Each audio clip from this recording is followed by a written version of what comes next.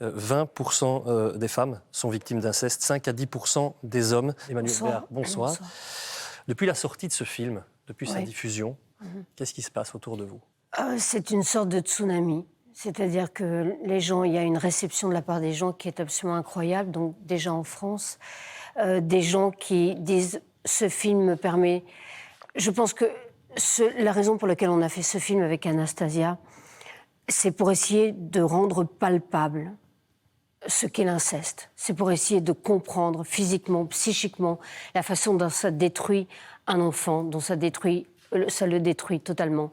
Et donc, depuis la diffusion du film, les gens nous disent « mais je vais me lever, je vais parler, je vais le dire à ma famille, j'en ai ras-le-bol de me taire ». C'est surtout ça, moi, que j'entends beaucoup. Ça suffit, le silence. Vous vous attendiez à ce tsunami Non, à ce point-là, non. Avec Anastasia, on a été quand même très surprise, mais en même temps, c'est pas si curieux que ça, puisque ça concerne une fille sur 5 et un garçon sur 12. Donc ça veut dire que c'est un fléau absolu. Et donc il est normal que moi, je sois confrontée aujourd'hui dans la rue à des gens qui viennent me voir tous les jours pour me dire « ça m'est arrivé ».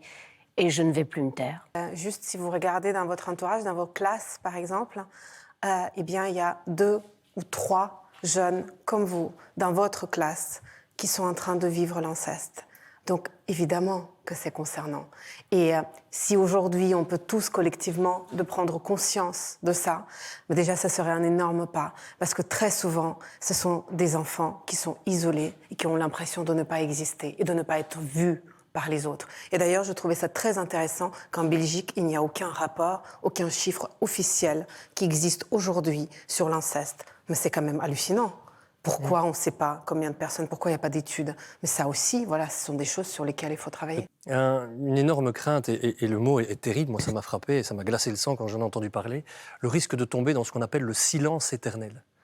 Vous pensez que c'est encore très présent aujourd'hui, ou bien que justement les mœurs sont un peu évoluées, et peut-être que ça se fera grâce au documentaire qu'on a vu? Je crois qu'on parle de plus en plus de certaines choses grâce à ce genre de documentaires, de prises de parole, de gens qui témoignent, et c'est essentiel, mais il en reste tellement qui ne parlent pas et qui ne parleront certainement jamais. C'était difficile de trouver des témoins, Anastasia Mikova, qui prenaient la parole. Vous avez essuyé beaucoup de refus? Non. Eh bien, comment vous dire, on a travaillé pendant 1 an avec Emmanuelle en amont sur les thèmes qu'on voulait aborder dans le film, sur la manière en fait de parler de tout ça. Donc c'est une des réponses, en tout cas, qu'on peut apporter. Et voilà, donc on avait travaillé en amont, et puis au bout d'1 an, on a décidé de lancer un appel à témoins, mais timidement, sur les réseaux sociaux. Et au bout d'1 semaine, on avait reçu plus de 300 réponses.